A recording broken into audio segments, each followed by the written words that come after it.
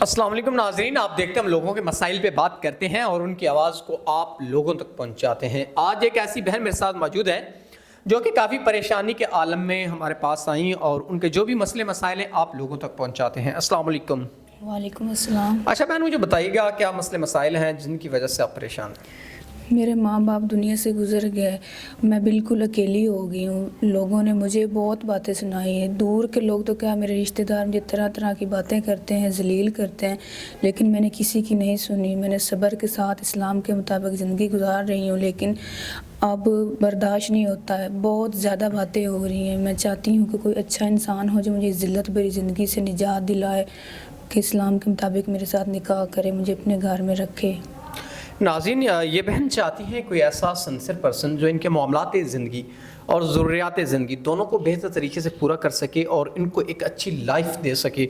تو بہن نے نکاح کا پیغام دیا، اگر آپ نکاح کرنا چاہتے ہیں تو آپ اس کے تمام تر مسائل کو حل کریں اور ان سے نکاح کریں۔ بہن، اگر کوئی ایسا انسان جو آپ کے تمام تر مسائل کو حل کرتا ہے اور آپ سے نکاح کی خواہش رکھتا ہے تو آپ کا کیا خیال ہے؟